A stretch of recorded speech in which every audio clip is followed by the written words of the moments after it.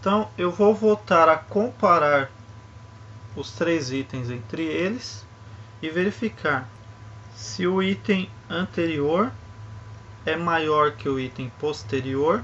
Então eu vou trocar os dois de posição. O item posterior passa para o lugar do item anterior e o item anterior passa para o lugar do item posterior.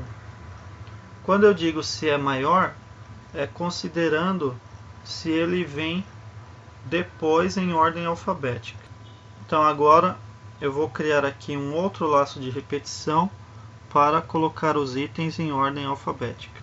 Então, antes de comparar os itens em ordem alfabética, eu vou ter que verificar de novo qual é a primeira linha em branco, ou seja, quantos itens eu tenho na minha coluna agora, ou seja, qual é o último item da minha coluna. Então aqui novamente aquele procedimento em que a linha em branco começa valendo 1 e ele vai aumentando o valor de linha em branco até encontrar a primeira linha em branco. Então agora eu criei aqui um outro laço de repetição para percorrer todos os itens e ficar comparando se o item anterior é maior que o posterior. Então aqui nós vamos comparar o seguinte: Pedro é maior que Paulo, ou seja, Pedro em ordem alfabética vem depois de Paulo? Sim. Então o que ele vai fazer é o seguinte: colocar o Paulo no lugar do Pedro e o Pedro no lugar do Paulo. Então aqui um for com o i, que vai de 1 até linha em branco menos 1. Ou seja, ele vai do primeiro elemento até o último elemento, porque a linha em branco vai ser aqui a linha 4. Linha em branco menos 1 é a linha 3. Então ele vai da linha 1 até a linha 3.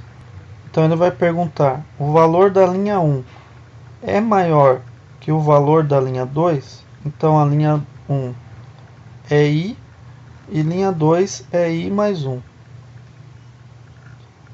Se o valor da linha 1 for maior que o valor da linha 2, então ele vai entrar aqui e vai fazer o seguinte: anterior vai ser o valor da linha 1 e posterior vai ser o valor da linha 2. Então aqui eu estou chamando o valor que vem primeiro de anterior e o valor que vem em segundo lugar de posterior. Na linha 2 ele vai colocar o valor de anterior, ou seja, aqui na linha 2 ele vai colocar o valor Pedro, porque Pedro é o anterior. E na linha 1 ele vai colocar o valor posterior, ou seja, na linha 1 ele vai colocar Paulo, porque Paulo é o elemento posterior.